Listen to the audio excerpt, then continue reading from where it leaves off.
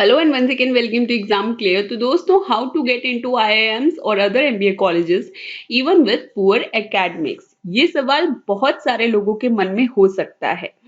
तो poor academics का मतलब आप एकेडमिक्स का मतलब सबसे पहले हम देख लेते हैं कि 10th 12th और ग्रेजुएशन। अगर आपके नंबर इसमें यानी कि आपकी परसेंटेज 90 प्लस हैं तो आपको चिंता करने की कोई बात नहीं है। बट अगर आपका स्कोर 90 प्लस से नीचे है तो ये वीडियो आप ही के लिए है। पर इसका मतलब ये नहीं कि अगर आपके एकेडमिक्स में कम मार्क्स हैं तो आप आईआईएम्स को कंसिडर ही नहीं कर सकते, या फिर आईआईएम्स आपको बुला ही नहीं सकते, या फिर आपको एडमिशन आईआईएम्स में मिल ही नहीं सकता। तो ये तीनों चीजों में से ऐसा कुछ भी नहीं है, आपको डेफिनेटली आईआईएम्स मिल सकते हैं। But it is sure that some doors are closed, but it does not mean that every door is closed. Still, there are some chances.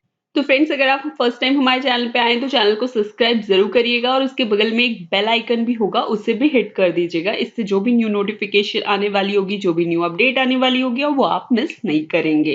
और ये हमारे सोशल हैंडल्स हैं, इन्हें भी फॉलो कर लीजिएगा। टेलीग्राम चैनल का लिंक है कैट का फंडा, आपको डिस्क्रिप्शन बॉक्स में भी मिल जाएगा, आप इसे जरूर फॉलो कर लीजिएगा, क्योंकि जो भी नए एमबीए रिलेटेड अपडेट्स आते हैं वो सब हमको वहां मिल जाएंगे और बहुत सारी कोर्सेज भी लॉन्च होते रहते हैं, वो भी आपको पता चलते रहेंगे। तो चलिए शुरू करते हैं। तो सबसे पहले आज हम बात करने वाले हैं ये सारे आईआईएम्स के बारे में, और इंडिविजुअली मैं एक एक आईआईएम को डिस्कस करूँ। तो चलिए सबसे पहले डिस्कशन कर लेते हैं आईआईएम अहमदाबाद के बारे में। तो ये चीज तो सबको ही पता होगी कि जीडीपीआई यानी कि जो फाइनली जीडीपीआई के लिए कॉल आता है वो ना इन सारे फैक्टर्स के ऊपर बेस्ड होता है, यानी कि उसमें 10th का स्कोर, 12th का स्कोर, कैट का स्कोर, ग्रेजुएशन का स्कोर, वर्क एक्स कितना है आपको, और दो फैक्टर्स भी डिस्कस होते हैं। वो हो गया आपका एक तो डिसिपल। डिसिपल यानी कि आप कॉमर्स बैकग्राउंड से हो, आर्ट्स बैकग्राउंड से हो, इंजीनियरिंग से हो, किस बैकग्राउंड से हो वो भी होता है आपका कंसिडर। और एक और चीज कंसिडर होती है वो आपका जेंडर, आप मेल हो फीमेल हो, डाइवर्सिटी। तो इन सब का जो कंपोजिट स्कोर होता है वो उससे निकलता है।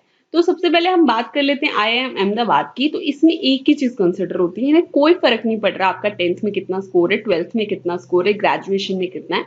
ये काउंट करते हैं सिर्फ और सिर्फ टॉप 50 स्कोरर्स को, यानी कि आप हर एक डिसिप्लिन में ये जो भी टॉप 50 स्कोरर्स हैं ये उनको ही देखेंगे और उसी के हिसाब से आपको कॉल करेंगे। तो इसमें कोई मतलब नहीं है कि भाई आपके 99.9 परसेंटाइल ही आने चाहिए तभी आपको ये कॉल करेंगे, ऐसा बिल्कुल भी नहीं है। इसमें अगर आपके 82 समवॉट 90 95 कितने भी आ सकते हैं, उससे ने कोई फर्क नहीं पड़ता।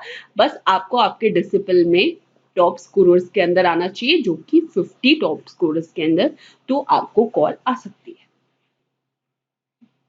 तो चलिए नेक्स्ट हम आईआईएम कलकत्ता की बात कर लेते हैं। तो आईआईएम कलकत्ता में जो सबसे पहले हम बात करेंगे बैचलर्स डिग्री यानी कि ग्रेजुएशन, तो ये इसे कंसिडर नहीं करता है। इसमें आपको सिर्फ एलिजिबिलिटी के लिए 50 मार्क्स की जरूरत है। अगर आपके 50 मार्क्स हैं तो आप अप्लाई कर सकते हैं, बाकी ये उसका स्कोर कंसिडर नहीं करता है।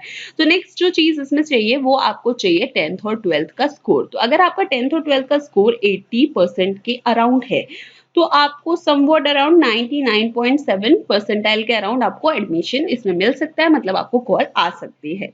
लेकिन अगर आपके 10th और 12th में थोड़े मार्क्स कम रह गए हैं, आपको 70% के अराउंड आया है, तो भी आपको कॉल आ सकती है, लेकिन आपको चाहिए 99.8 परसेंटाइल के अराउंड।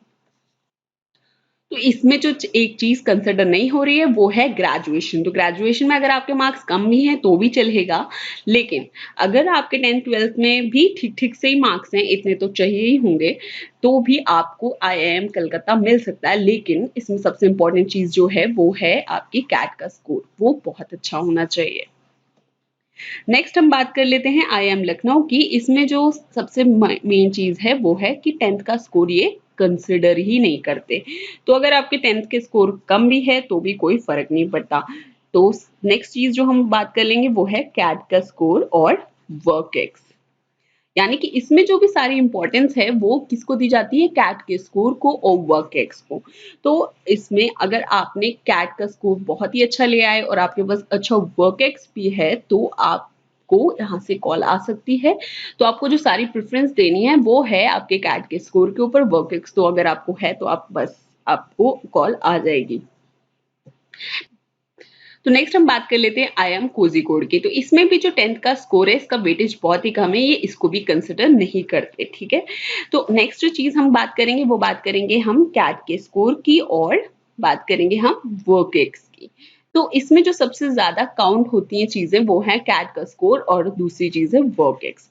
तो आपको जो सबसे ज्यादा ध्यान देना है वो है कैट के स्कोर के ऊपर, क्योंकि जो 75% वेटेज है वो गया है कैट के कंपोजिट स्कोर को, यानी कि कैट के स्कोर को ही ये लोग सबसे ज्यादा हाई प्रेफरेंस दे रहे हैं और उसी के पास 75% वेटेज है।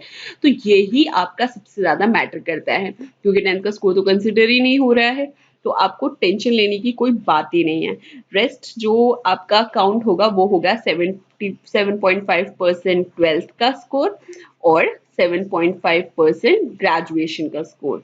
तो अगर आपके पास इतने ठीक ठीक से मार्क्स हैं, ठीक ठीक से इसमें भी हैं, और अगर आपने कैट के स्कोर पे ध्यान दे लिया तो आप इस IIM को कंसिडर कर सकते हो। यहाँ से आपको डेफिनेटली कॉल आ सकती है। आपको करना सिर्फ यही है कि कैट तो आपके हाथ में ही है, आपको बस यहीं पर ध्यान देना है।